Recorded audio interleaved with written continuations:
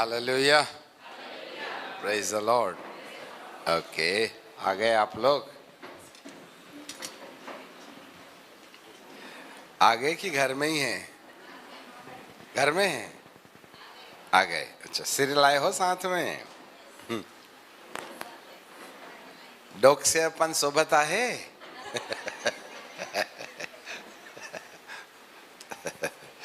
पिता परमेश्वर को धन्यवाद। जीसस। याजक लोग, कितने याजक लोग हैं? हाथ उठाएं। हाँ, इधर कुछ कुछ लोग नहीं आए लगता है।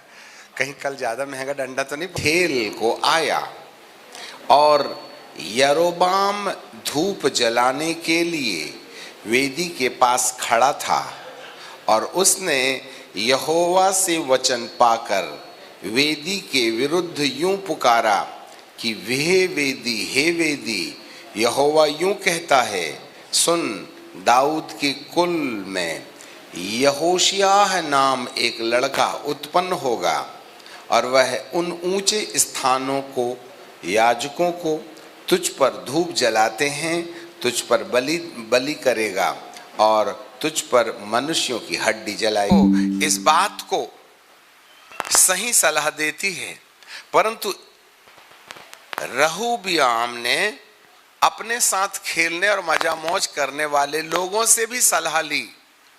तो जो मजा मौज करने वाले जवान लड़के, जो अनुभव रहित लोग थे, उन्होंने राजा को, रहूबियाम को सलाह दिया कि जब कभी प्रजा के लोग तेरे पास में आएंगे तो तू कहना, मेरे पिता ने जो कुछ किया था उससे डबल अत्याचार मैं करूंगा।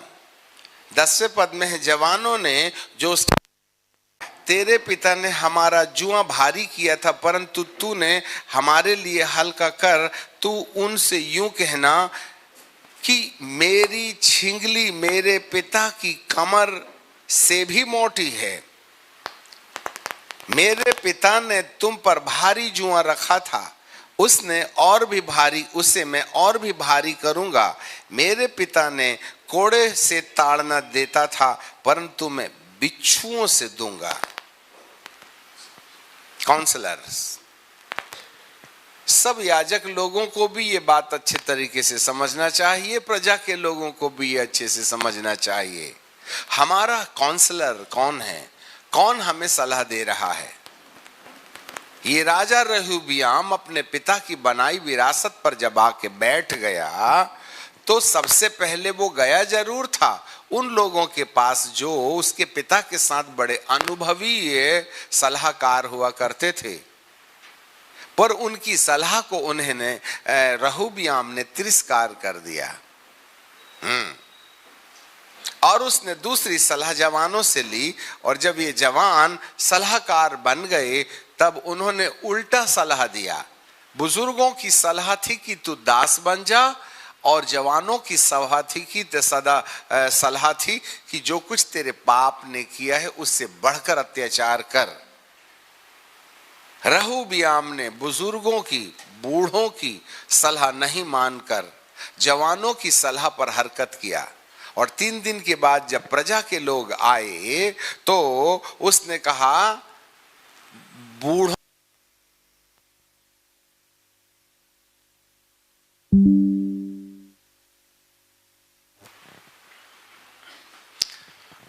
जरा विवरण को समझ लीजिएगा। अब यरोबाम ने जनता को रहूबियाम के द्वारा निराश किए जाने का फायदा उठाया। अच्छे से सुनना।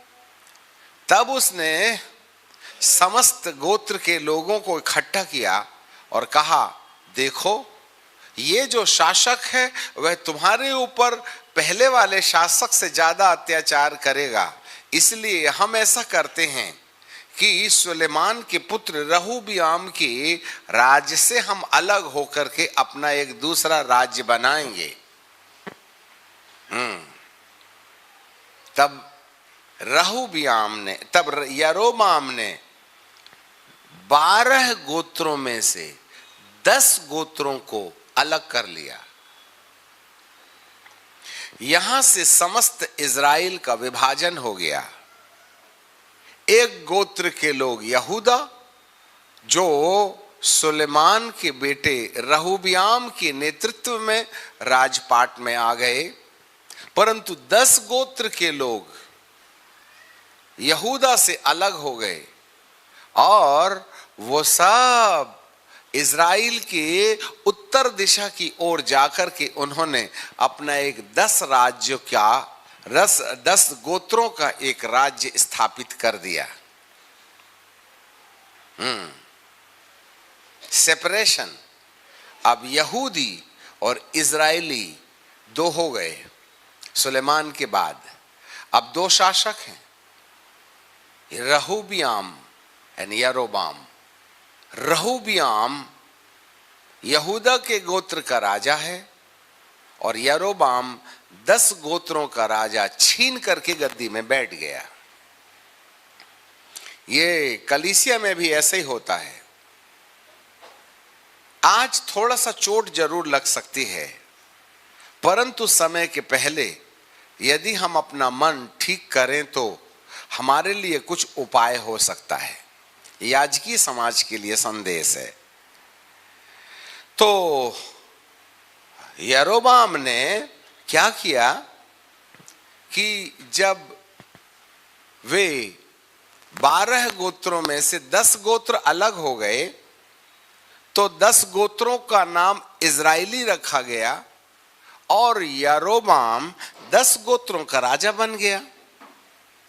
तब उसने एक युक्ति सोची, यदि इज़राइली, जरा ध्यान देना, यदि इज़राइली बार बार, अब यहूदा के गोत्र में जो ये रहूबियाम था, परमेश्वर का मंदिर वहीं था यरूशलेम में, इसलिए यरोबाम बोला लोग बार बार यहूदा के गोत्र के राजा रहूबियाम की राज्य में, जहां सुलेमान के द्वारा बनाया मंदिर है, वहां बार बार जाएंगे ना, तो हो सकता है उनका दिल रहूबियाम के लिए प्रेम से भर जाए। इसलिए उनको यरूशलेम में नहीं जाना चाहिए। इस बात के लिए रुकावट पैदा करने के लिए उसने ए में और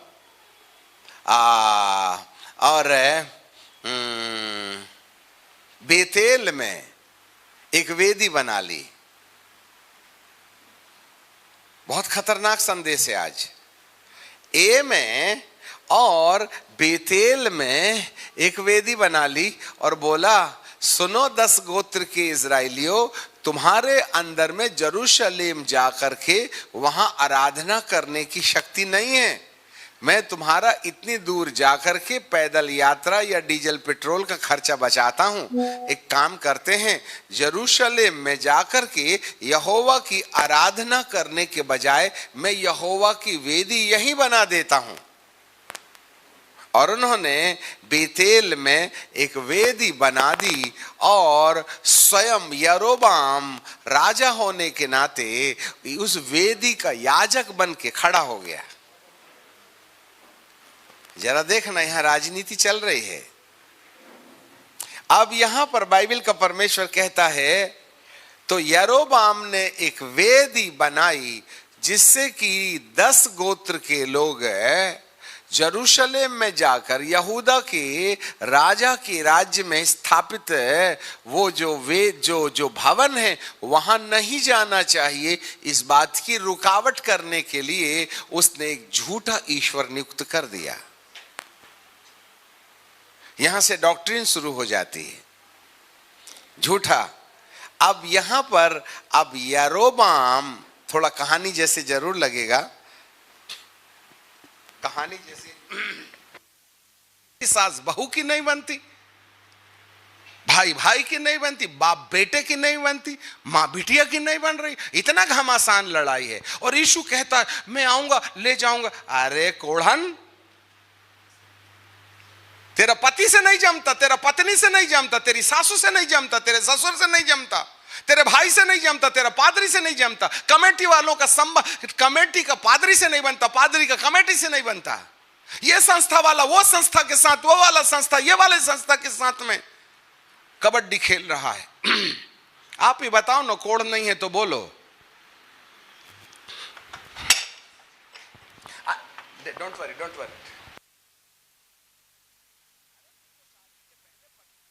रहते हैं, उसकी कितने साल से प्रैक्टिस कर रहे हो?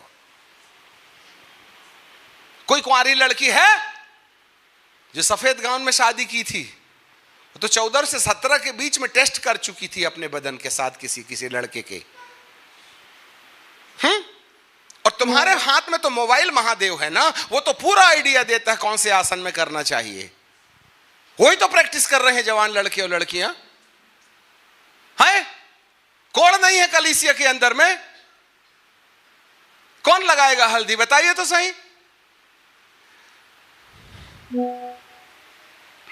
एक भी व्यभिचारी मेरे यीशु के साथ नहीं जाएगा। जिसने शादी के पहले अपना बदन बेच दिया, आप सपना देखना बंद कर दीजिएगा कि यीशु आएगा तुमको लेके जाएगा।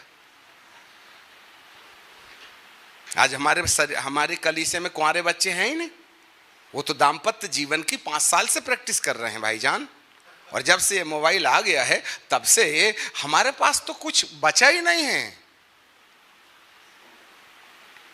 क्यों यीशु को आने में देरी हो रही है? क्योंकि कलीसिया को कोढ़ लगा हुआ है। हाँ, हमने एक अलग वेदी बना ली है यरोबाम के समान, और हम अपने तरीके से अपनी धार्मिकता को स्थापित कर रहे हैं जो हमको समझ में आता है। यार पापा, यार तुम दिमाग खराब करते हो यार, गणित का पेपर है यार, तुम आटा पिसाने के लिए बोलते हो, दवाई लेने के लिए बोलते हो यार, दिमाग खराब। अरे यार देखो यार पापा, यार तुम मेरे परेशान मत करो यार पापा, देखो यार पापा तुम सुधर जाओ यार। सुधार दे बेटा। अब तेरी ऊंचाई बाप से ज्यादा क्या हो गई तो अपने बाप का नौकर समझता है उसको? नहीं, अपना नौकर समझता है। The way the parents is shedding the tears. जिस बाप ने अपने बेटे के लिए 3 मंजिला बिल्डिंग बनाया, कमजोरी के चक्कर में उसका यूरिनिंग ब्लैडर कमजोर हो गया है, तो थोड़ी थोड़ी सुसु लीकेज होती है, उसके पायजामे से सुसु की खुशबू आती है। मैं खुशबू ही कहूंगा जिससे तुम पैदा हुए हो। और जब वो सोफे में आती है ना माता पिता, तो बहू रानी कहती, सुनो जी, पापा को बोलो ना ये बार बार मेहमान आते हैं तो बीच में आके ना बैठें, उनका पायजामा बास करता है। और जोरू के गुलामों, तुम अपनी पत्नी की बात सुन करके अपने बुढ़ा बुढ़ी के लिए कुत्ते के घर के बाजू में जहां कबाड़ है ना, वहां से सारा सामान निकाल के दूसरी जगह रख करके तुम वहां बुढ़ा बुढ़ी की पलंग रख देते हो और कहते हो पापा इधर मत आया करे, वहीं रहा करे। और ये मैडम रात को 2 बजे तक कंप्यूटर में काम करती है और 10 बजे उठती है, और दादा सुबह 5 बजे से खंजरी बजाते हैं तो इनको डिस्टर्ब होता है। इसलिए बहू और बेटे दोनों मिलकर के बुढ़ा बुढ़ी के लिए बाहर कमरा बना करके उसको नौकरानी को बोलते, ए कविता, सुबह 5 बजे चाय दे देना और 7 बजे नाश्ता दे देना। बुजुर्ग जिसने 5 मंजिला बिल्डिंग अपनी ग्रेजुएटी से बनाया, बहू रानी ने आज तक एक गरम पराठा सेक के नहीं दिया उसको। रो रहे हैं बुढ़े। उसकी रिपोर्ट हमारे पास है। समझ में आ गई बात? क्या मिलेगा? 10 का गुणा करके तुम्हारी औलादें ऐसा करेंगे जैसा तुमने अपने माँ बाप के साथ किया है। हालेलुया। अरे बिटियाओ, तुमने कभी मामा के सिर में सरसों का तेल डाल के गुड्डू गुड्डू गुड्डू गुड्डू करके उस सिर के दर्द को दूर करने के लिए उसके सिर में मालिश की थी क्या? दिन भर बेचारा बाप कुर्सी में बैठे बैठे पैर सूज गए, शुगर की बीमारी है, हाथी पांव जैसे हो गए हैं। अरे मेरी बेटी और मेरे बेटो, तुमने कभी पापा को गरम गरम पानी दे करके, पापा जी बैठ जाओ, ये गरम पानी है, उसमें पैर डाल दो, नमक डाल के लाई हूं, और उसके बाद में तुम निकालना, 10 मिनट तक रहना, मैं सरसों का तेल लगा के रगड़ दूंगी पापा। और कभी कोई पत्नी थी जिसने आकर के अपने पति के माथे का पसीना पोंछ के कहा, अजीत तुम बहुत थके हुए हो, टेंशन मत लो, पंखा ऑन कर दे, जूता का मोजा उतार दे, जूता उतार दे और गरम गरम पानी ला दे और उसके लिए ठंडा ठंडा पानी पहले दे। वो बैठो बैठो बैठो बैठो, इधर बैठो, अभी मत जाओ, इधर बैठो बैठो बैठो। हाँ, और ना जा करके फिर वो उसको एक गरम गरम चाय बनाए। ऐसी खुशकिस्मतदार पत्नी कहीं है? आ गए, आ गए, पैसा लायो, सब्जी लायो, तुम्हारा सर पकाऊंगे, बच्चे भूखे हैं।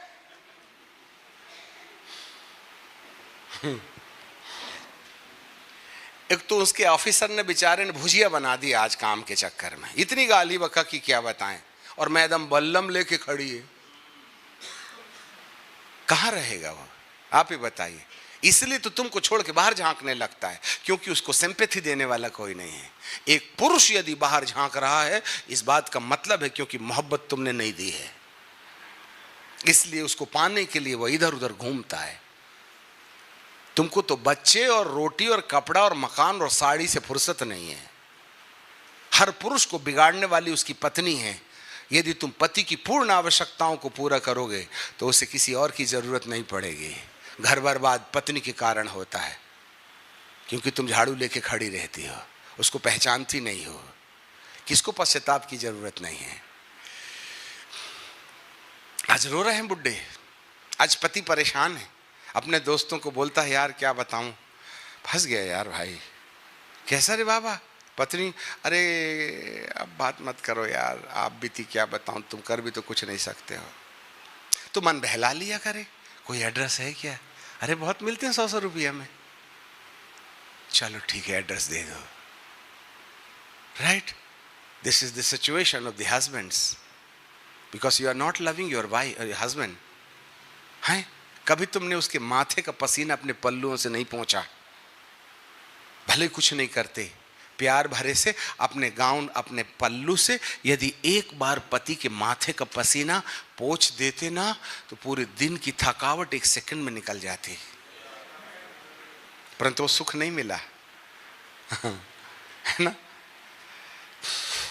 खैर, लंबा समय चाहिए ना सब समझाने की। कितनी वेदियां तुमने बना के रखी है घर के अंदर में, यरोबाम के समान। हाँ, बुड्ढा बुड्ढी अलग रोते, हस्बैंड अलग रोता है। परमेश्वर ने पसली निकाल करके हवा बनाई। तो मर्द होने के बाद में हम क्या सोचते हैं, ए इधर आ, पैर दबा, ये कर वो कर।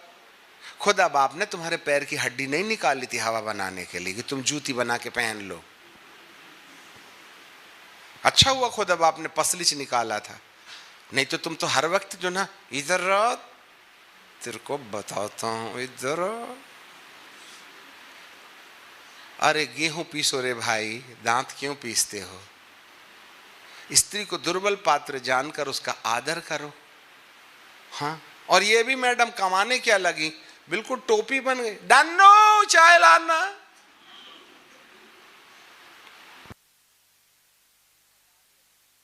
तुम्हारी पगार अपने हस्बैंड से ज्यादा है तो डानियल के जगह डन्नू कह के पुकारने मत लगना।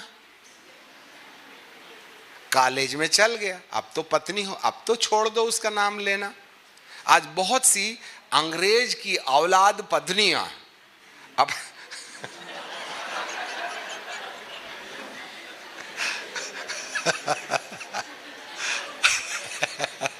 क्या बोलती है, अपने पति का खड़ा खड़ा नाम लेती है, रॉबर्ट।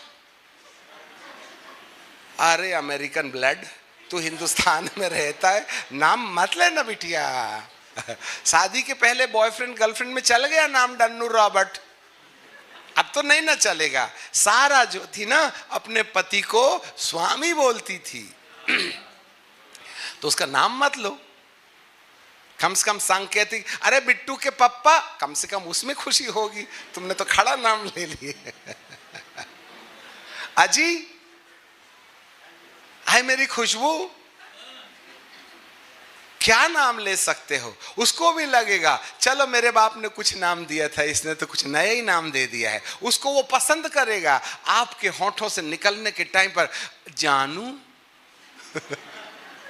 बोलेगे, वाह इतना अच्छा लगता है जब मेरी पत्नी नाम की जगह जानू लेती है, ऐसा लगता है पुष्प विमान में जमीन से 2 फीट ऊपर उड़ रहा हो।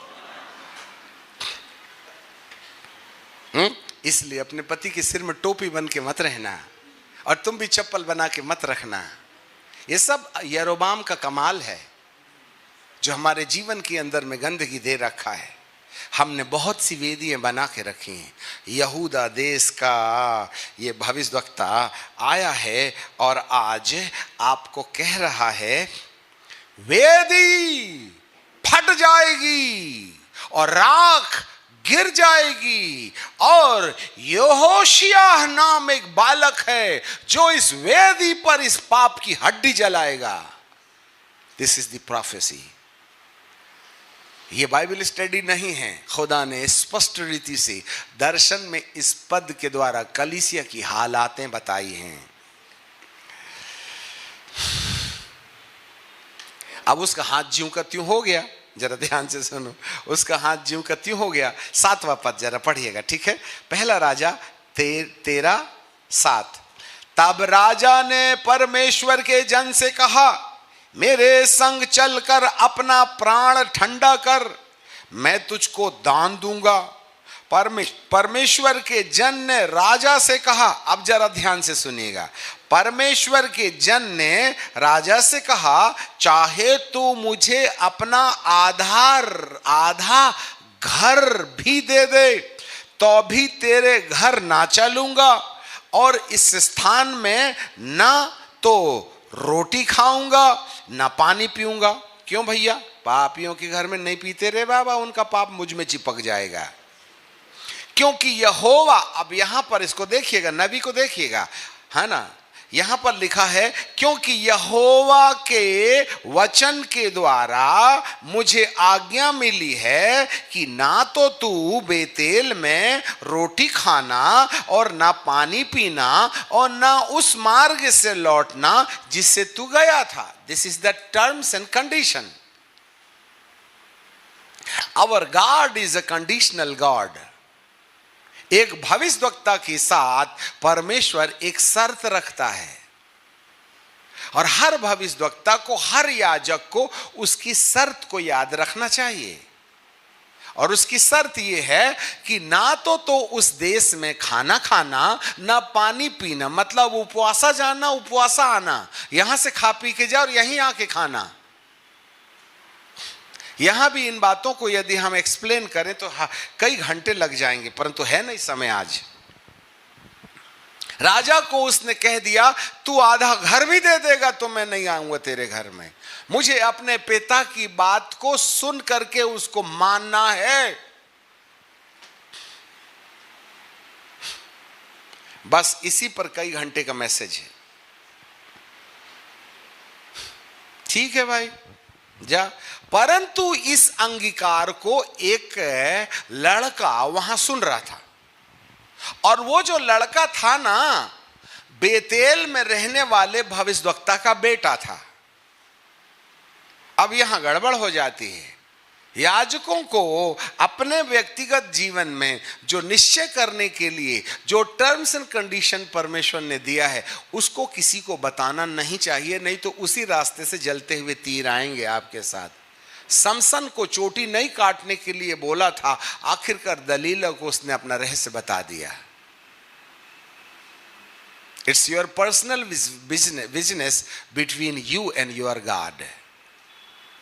बहुत कोशिश की दलीला ने कि समसन के रहस्य को जान लेवे, पर मोहब्बत के अंधेपन में एक दिन उसने दलाइला को यह बता दिया कि मेरा पावर मेरी चोटी में है, और दूसरे दिन उसने उसकी चोटी उड़ा दी और समसन की आंखों को जलते सलाखों से अंधा करके जेल में डाल दिया गया। यही गलती इस भविष्यवक्ता ने किया। जब वो बोल रहा था कि यहोवा के वचन के द्वारा मुझे आज्ञा दी मिली है, ना तो रोटी खाना और ना पानी पीना और ना उस मार्ग में लौट जाना जिसमें तू गया था, इसलिए वह उस मार्ग से जिसे बेतेल को गया था ना लौटकर दूसरे मार्ग से चल पड़ा। यहां तक बहुत बुद्धिमानी का काम किया। अब यहां पर एक बड़ी समस्या खड़ी हो जाती है। ये स्टोरी नहीं है, भविष्यवाणी है, याद रख लेना।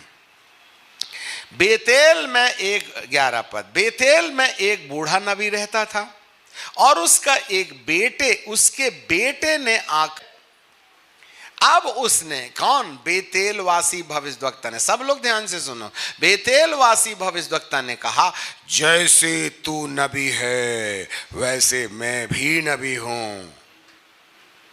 अरे वाह हीरो।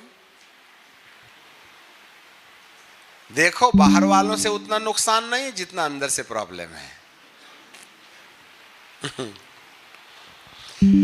जैसे तू नबी है वैसे मैं भी नबी हूं, और मुझे एक दूत ने यहोवा के वचन पाकर के कहा कि उस पुरुष को अपने संग अपने घर लौटा ले, और कि वह रोटी खाए और पानी पिए। और उसने उससे झूठ कहा। जरा ध्यान से सुनना, बहुत मजा आएगा, होश में रहोगे तो। अब एक बात बताइए, बेतेलवासी भविष्यद्वक्ता को सच में स्वर्गदूत ने बोला था कि लौटा के ले आ? तो स्वर्गदूत के बाप ने तो उसको बोला था कि लौट के नहीं जाना। तेरे को स्वर्गदूत ने कहां से बोल दिया रे लौटा ले आ करके? हाँ, ये स्वर्गदूत और दूत के चक्कर में मत रहा करे यार। कहीं उल्टे सीधे वस्त्र पहन के ये आ गए तो दक्षिण से पश्चिम ले जाएंगे, तुमको समझ में भी नहीं आएगा। जब गाड़ी गड्ढे में गिरेगी, हम तो मुंबई पहुंच रहे थे रे, और स्टेशन में तो कलकत्ता लिखा है। शैतान भी तो ज्योतिर्मय स्वर्गदूत के समान रूप रखकर हमारा डायरेक्शन बदल सकता है ना। अब तो डेंजर जोन में है हम। शाम को जरूर आना, बहुत बात बताएंगे, पर अभी की तो खुराक खा लो। अभी अभी मुझे बोला है स्वर्गदूत ने, उसको लौटा ले आ। अब स्वर्गदूत बड़ा कि स्वर्गदूत का बाप बड़ा? आप ही बताइए तो सामने वाले को क्या डिसीजन लेना चाहिए, आप ही बताइए। जब यहोवा परमेश्वर उसको बोला है लौट करके नहीं जाना, तो स्वर्गदूत में इतनी दम कहां से आ गई जो खुदा की खिलाफत करके नया संदेश लेके आ जाए? यही तो समझ में नहीं आता कि संदेश वाहक आ कहां से रहा है। ये तीसरे आसमान का है कि दूसरे आसमान का है? तीसरे आसमान वाले ने बोला था खाना पीना नहीं, लौट के नहीं जाना। अभी और कहां से संदेश दे देगा? खुदा बाप का दिमाग खराब था कि आधे रास्ते में अपना प्लानिंग चेंज कर देवे? परंतु मनगढ़ंत कहानी थी ना। अभी बेतेलवासी भविष्यद्वक्ता ने ऐसा क्यों किया? भेद भरा है संदेश। आखिर बेतेलवासी भविष्यद्वक्ता ने ऐसा क्यों किया? आगे चलते हैं, नहीं निकलेगा, बहुत कठिन है निकालना। अतः वह उसके संग लौट गई। अतः वह उसके संग लौट गया और घर में रोटी खाई और पानी पिया। ऐसे बहुत से होंगे जो प्रभु के नाम से तुमको उस रास्ते से भटका के वहां पहुंचा देंगे जहां खुदा ने कहा था उसके विरुद्ध करवा देंगे।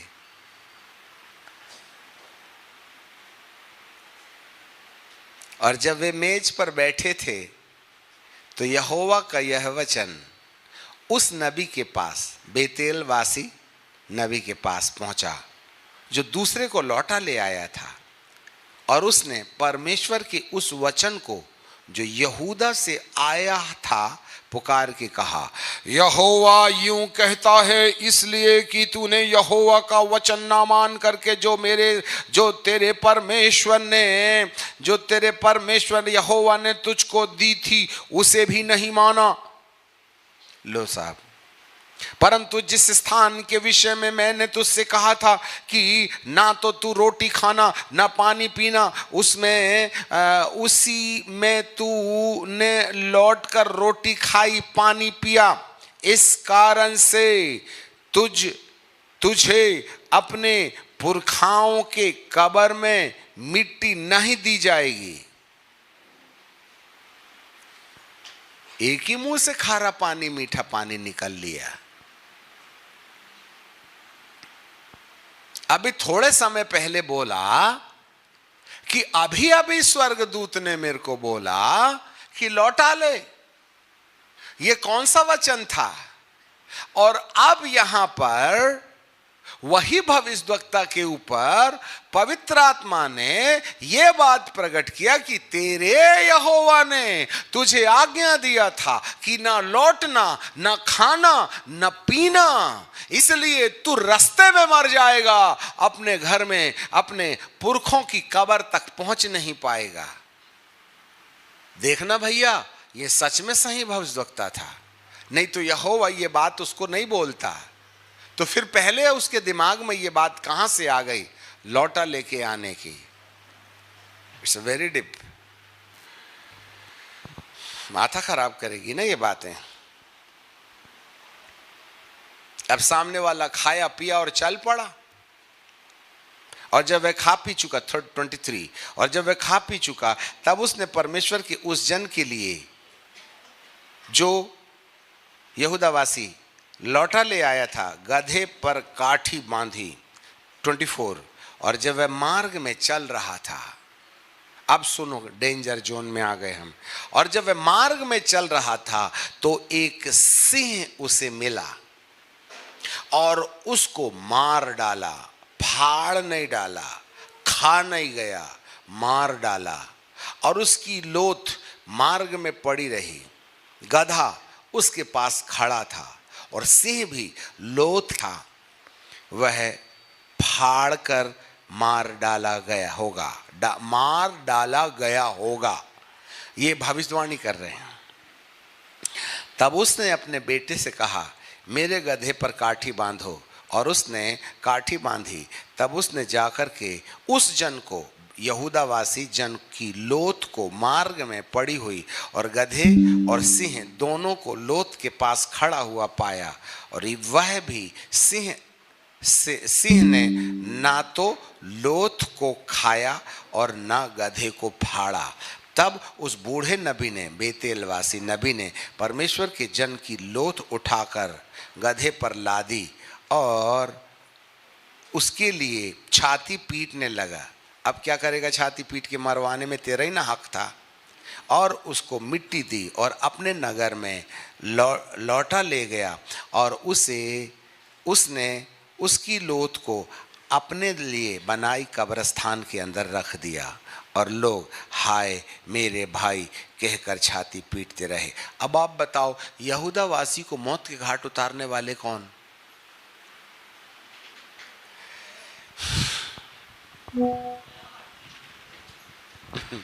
नबीच लोग हैं ना। अच्छा संदेश नहीं है। मार दिया बेचारे को, मार दिया नहीं, मरवा डाला। बेतेलवासी भविष्यद्वक्ता रियली भविष्यद्वक्ता था, तभी न यहोवा ने यहूदावासी भविष्यद्वक्ता को बोल दिया तू यहीं मर जाएगा।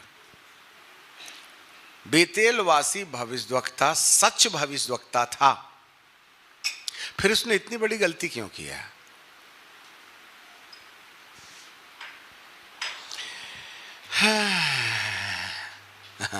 सोचते रहिए क्यों, आखिरकार क्यों ये समस्या आई? यही एक सबसे बड़ा विषय था, और इसके कारण से बाइबल का परमेश्वर कहता है कि इन समस्याओं के आधार पर एक बड़ी समस्या थी कि यहाँ पर कहीं ना कहीं कुछ हो रहा है। Something wrong is going on here. Praise the Lord. Hallelujah. रोता है दिल। न जाने कितने दिन और घंटे हम आंसू बहाते रहे उस संत के लिए जो सच में यहूदा से इतनी दूर पैदल आया,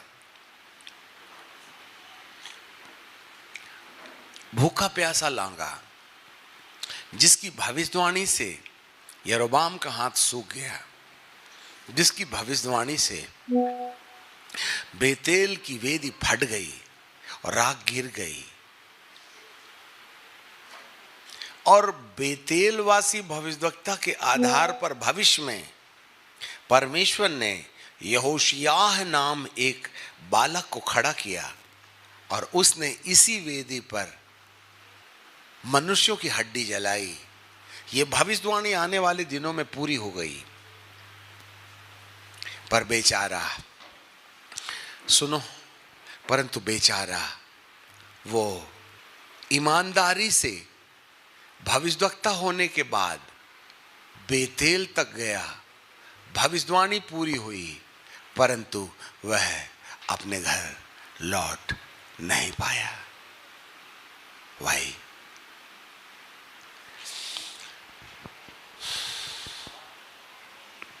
दिल रोता है। कितने लोग हैं जो पथभ्रष्ट हो गए, कितने लोग हैं जो रास्ते पर चलने जा रहे थे, वो सही थे, वो सही काम करने के लिए चुनाव में आए थे, और उन्होंने काफी हद तक ईश्वर ने भविष्यवक्ता को जो शर्त दिया था उस शर्त में मिलावट हो गई। और यदि जो शर्त परमेश्वर ने आपको पूरा करने के लिए कहा है, यदि उसमें कमी बेसी हो जाएगी तो हमारे लिए समस्या हो जाएगी। इंपॉर्टेंट ये नहीं है कि मैं सटीक भविष्यवाणी कर रहा हूं। Listen me carefully. इंपॉर्टेंट ये नहीं है कि मैं इतना सैक्रिफाइस करके भूखा प्यासा यहूदा देश से बेतेल तक गया। कीमती ये नहीं है कि मैंने सटीक भविष्यवाणी की थी। कीमती ये नहीं है कि जो भविष्यवाणी है उसको भविष्य में पूरा भी किया जाएगा, परंतु कीमती बात यह है इस भविष्यवाणी के साथ परमेश्वर ने जो शर्त रखा है उस शर्त को मानना हमारी जिंदगी के बीच बचाव का रास्ता है। और यदि उसमें मिलावट हो गई तो हम कितने भी महान दास होंगे, हम अंत फल नहीं पा सकेंगे। तो कौन सी ऐसी चीज है जिसके लिए प्रभु जी ने कहा था, क्यों कहा था कि जिस रास्ते से गया है वहां से नहीं लौटना, वहां न खाना न पीना। Why God is giving the instruction, you may not do this and do this। इससे ऐसे पता चलता है हर बुलाए हुए व्यक्ति के साथ परमेश्वर एक शर्त रखता है। उसी शर्त के माने जाने और नहीं माने जाने के द्वारा वह प्रमाणित करता है तुम मंजिल तक पहुंचोगे या नहीं पहुंचोगे। The ministry is not important. whatever you are doing is not the important। तुम्हारा भूखा रहना आवश्यक, भूखा रहना इतना बलशाली नहीं है। उतनी दूर से बेतेल तक जाना, भविष्यवाणी निडर होकर के राजा के विरुद्ध कह देना, दाद देना चाहिए यहूदावासी भविष्यवक्ता को। राजा जो 10 गोत्रों का महाराजा है उसको भविष्यवाणी करके कह रहा है, उसके सामने दिलेर जिगर चाहिए सच्चाई बोलने के लिए। इतना जिगर से भरा हुआ था यह भविष्यवक्ता, जलन से भरा हुआ था यह व्यक्ति, पर पहुंचा तो नहीं ना अपने घर में।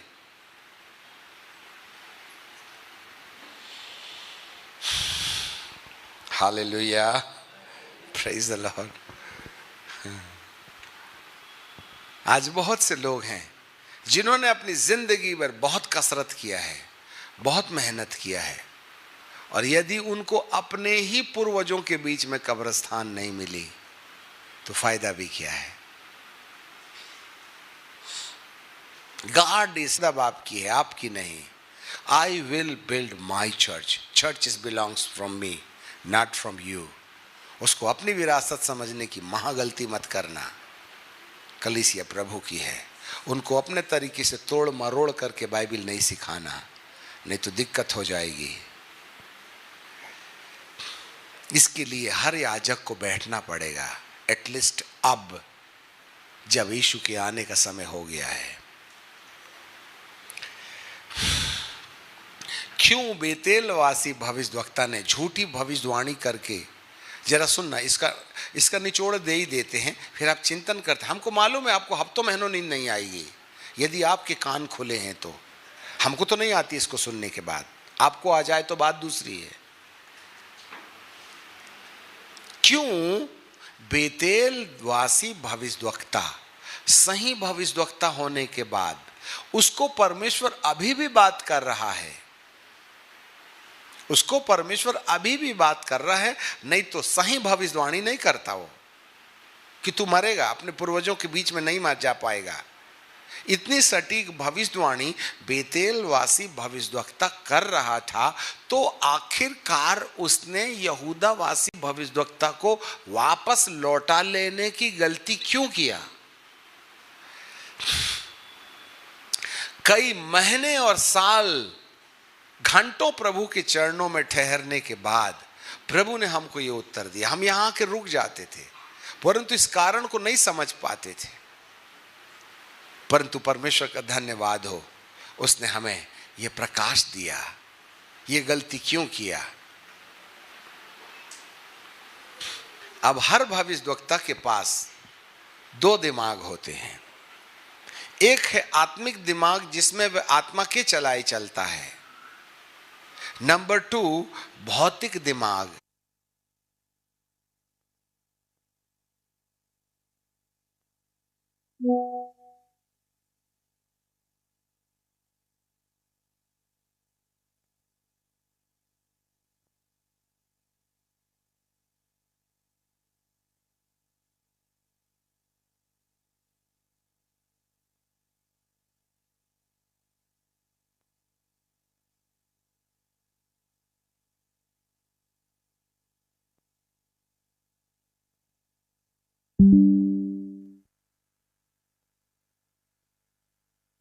बेतेलवासी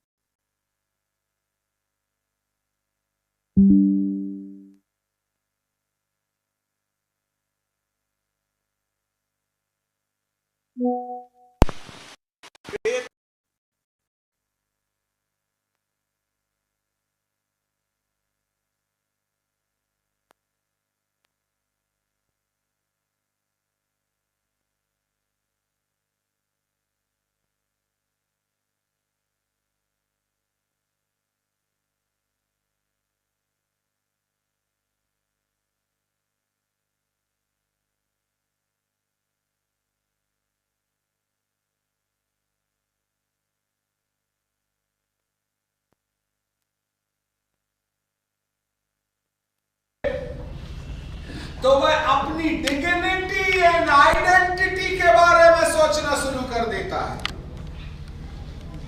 और उसको परमेश्वर से शिकायत थी, जब मैं बेतेल में रह के नबी हूं, तो परमेश्वर तूने यहूदा के नबी के ऊपर बात करके वहां से यहां आकर मेरे शासन में भविष्यवाणी करने के चक्कर में मैं इस अपमान को बर्दाश्त नहीं करूंगा।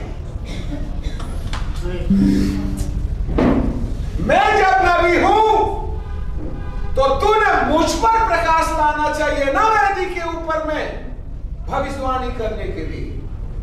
पर हे परमेश्वर, तूने मेरे साथ अनजस्टिस किया है।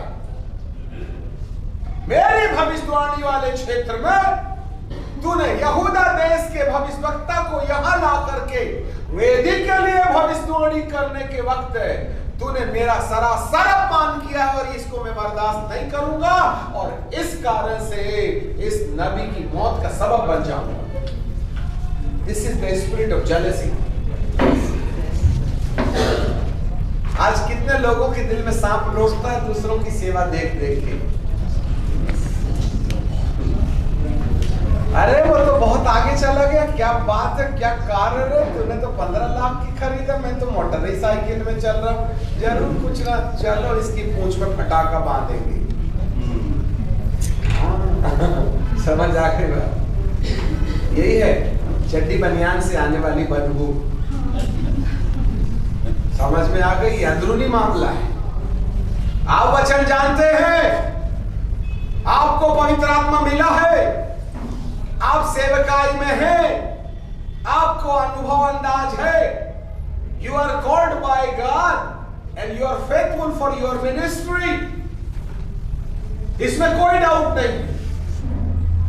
यदि बेतेलवासी भविष्यवक्ता नहीं होता तो यहूदावासी भविष्यवक्ता के लिए भविष्यवाणी जो सटीक थी कि तू अपने पूर्वजों के कब्रिस्तान में जाकर के दफन नहीं किया जाएगा, वरन रास्ते में ही मर जाएगा।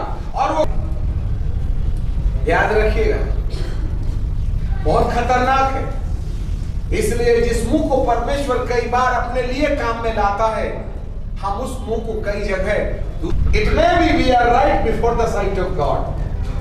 ऐसा है कि हम परमेश्वर के चुनाव में आज भी हैं, पर ऐसा भी हो सकता है कि हमारे साथ परमेश्वर अपने तरीके से काम करने के बावजूद भी हम बहुतों को मौत की घाट उतारने का रास्ता बन सकते हैं।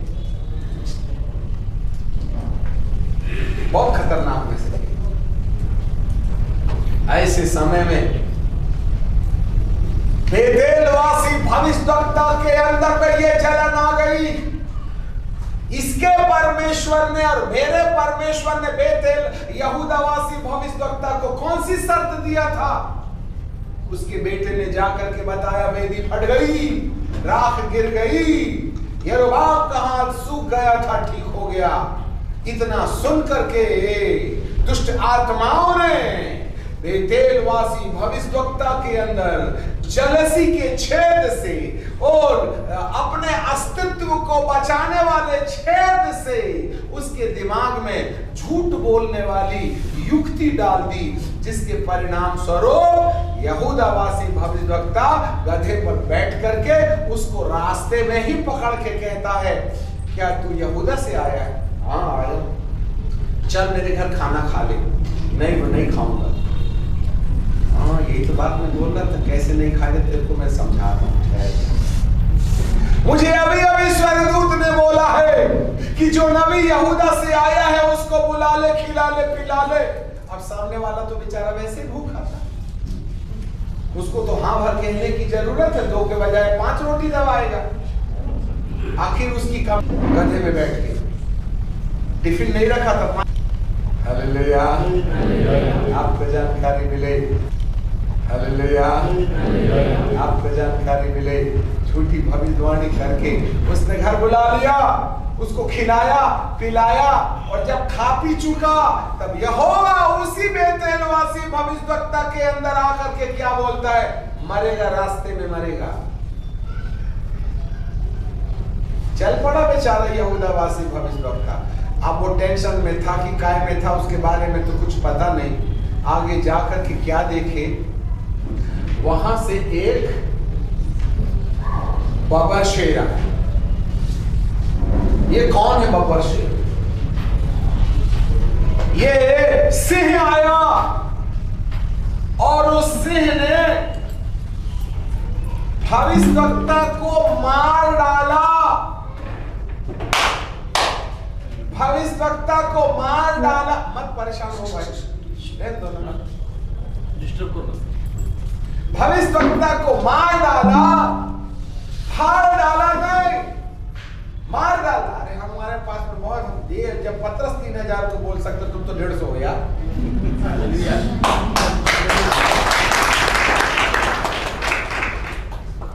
फाड़ नहीं डाला। भविष्यवक्ता फाड़े जाने वाली चीज नहीं है। चाहे वो यहोवा के विरुद्ध करे तो भी नहीं फाड़ेगा, क्योंकि वो अभिषिक्त है। पर मार जरूर डाला। और जो लॉयन होता है ना, उस लॉयन की विशेषता यह होती है, जहां वो शिकार करता है वहां वह बैठ के नहीं खाता, वरन उसको उठा करके किसी दूसरे स्थान में शिफ्ट कर देता है और उसके बाद उसको खाता है। पर यहां जो बबरशेर है वो वही है, डेड बॉडी नहीं उठाया।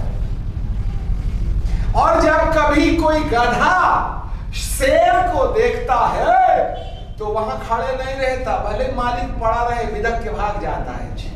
परंतु ये कैसा गधा है, शेर भी खड़ा है और गधा भी खड़ा है, दोनों अंधे हैं। नहीं गया शेर, गधा भी वही, भविष्यवक्ता भी वही। अब बेतेलवासी भविष्यवक्ता जाता है, और बाबा शेर बॉडी उठा रहा है, उसको जरा डर नहीं लग रहा, क्योंकि उसको मालूम था ना ये शेर है कौन सा, इसको मारेगा, मैं तो नहीं ना मारेगा, वो तो बाद में देखूंगा, मैं मारूंगा जब मारूंगा। अभी तो इसको मारने की युक्ति मैंने की थी ना, इसी के द्वारा तो मैंने मरवाया हूं उसको, अपनी कब्र दे दिया। मतलब जलसी में इतना दम रहता, अपनी कब्र दे देगा, परंतु सामने वाले को जिंदा नहीं पहुंचने देगा। Just to think about it. इसलिए जो डबल गाड़ी है ना, बहुत खतरनाक है। हाँ,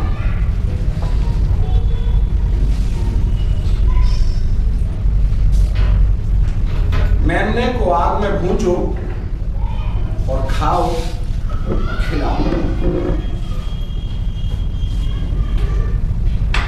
मेमने को आग में भूंजो, खाओ और खिलाओ। थियोलॉजी मत पढ़ाओ, इससे डाइजेशन बिगड़ जाएगा कभी से, और इनको हाजमोला लगेगा। ये बेनीहीन की और दिनाकरण की नकल मत करवाओ, इससे काम बनेगा नहीं। बहुसंख्यक नए नए प्रचारक बेनीहीन के समान सफेद कोट पहन लेते हैं और यूं हाथ रखते हैं।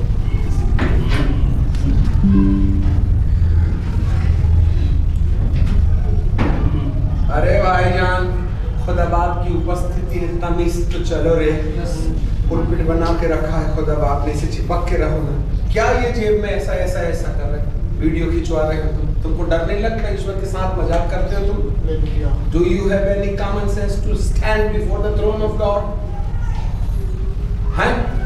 हमको भी तो आता है जेब में ऐसा ऐसा करते। तुमने कहां से सीख लिया? ये सब अंग्रेज के ब्रांड है ये। आता जाता कुछ नहीं, बेनीहीन का कोट पहन लिए और बस उसके बाद में चले भविष्यवाणी करने।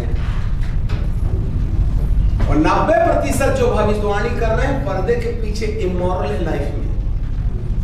एक भविष्यवक्ता तो यहाँ पुकार के क्या बोलता है, नाम, गांव, पता, सब कुछ, और बाद में अपने चेलों को बोलता है, सुन, ये क्वायर की लड़की को ले जा और रात भर इसके साथ में उपद्रव कर, और सुबह आ, मैं तेरे को एक प्रार्थना सिखाऊंगा और तेरे पाप 1 मिनट में क्षमा हो जाएंगे, और दूसरे समय में, दूसरे मिनट में तू भविष्यवाणी करने लगेगा।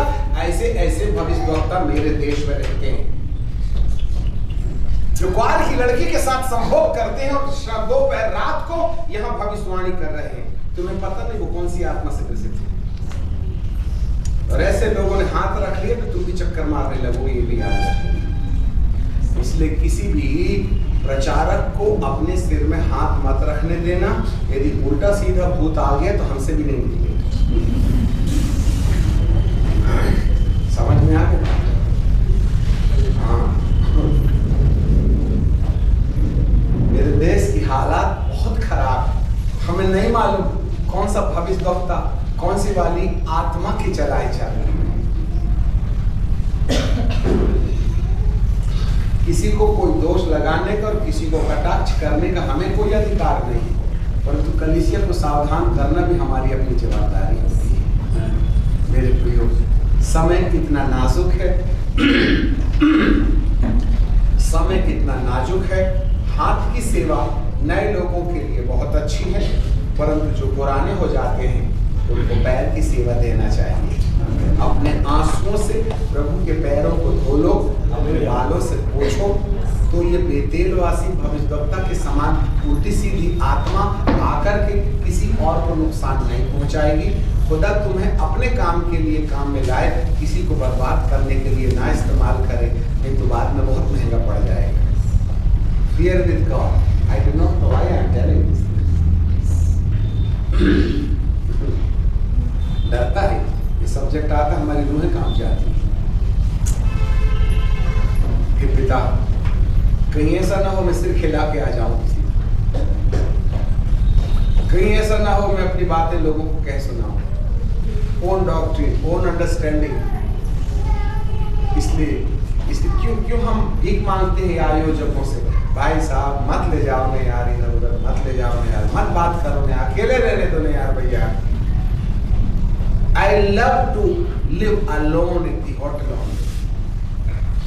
आप मुझे खाना मत दो, परंतु मेरे को डिस्टर्ब मत कर, जिससे कि मैं प्रभु की आवाज सुनूं, कहीं मैं आपके साथ धोखाधड़ी ना करूं। बहुत से प्रचारक हैं जिनको ना लोगों के बीच में उठना बैठना, हा ही हू करना बहुत अच्छा लगता है, परंतु हमको खुदा ने बहुत डंडे मारे, इसलिए बड़ा डर लगता है। ठीक है ना? Let me tell you the truth. इसलिए जब कभी आप दूसरे बार हमको कभी बुलाओ, तो जितना ज्यादा सुविधा हमको एकांत में रहने के लिए दे सकते हैं। हमको भी लगता है चिकना चुपड़ा भोजन खाना चाहिए, हमको भी अच्छा लगता है कि हम लोगों से मिले जुले, हमको भी अच्छा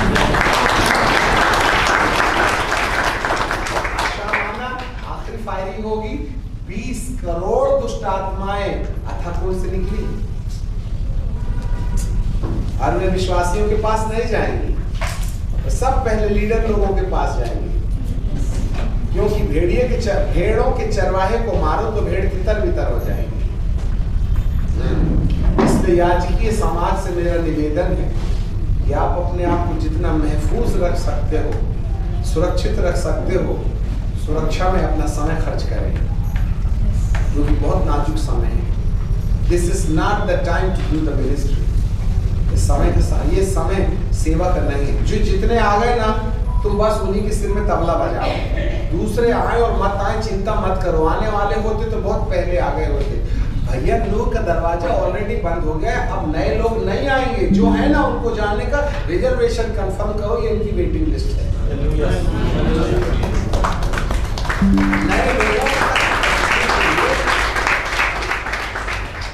नए लोगों तक पहुंचने के लिए अपने लिए जेल का दरवाजा मत खोल देना। 1000 साल से हर सभा में अन्य जातियों को संदेश दिया, इनकी अकल में पड़े पत्थर ये लौट के आने वाले नहीं है, इनका तो मैं आईसीयू में ही इंतजाम इसलिए आप टेंशन में मत रहो, अरे देश हमारा नाश हो रहा है। अरे ऊपर वाले को तुमसे ज्यादा चिंता है यार, ये तुम्हारे कोख से पैदा नहीं ना हुए हैं, जिसने पैदा किया है वो जाने। हे प्रभु जरूरत तो तुम्हें घर में खुश हो।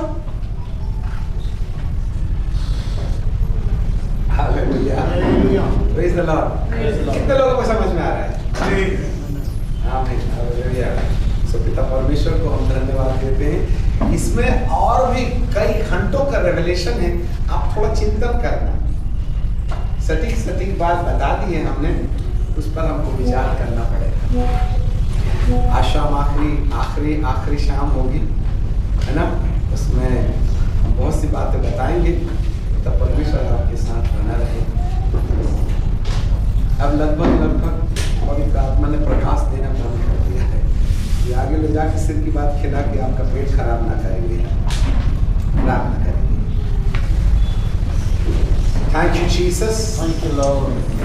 ओ सनातन काल के विराट परमेश्वरा, आपको हम धन्यवाद देते हैं, आपकी आराधना करते हैं, आपकी प्रशंसा और बड़ाई करते हैं मेरे मालिक।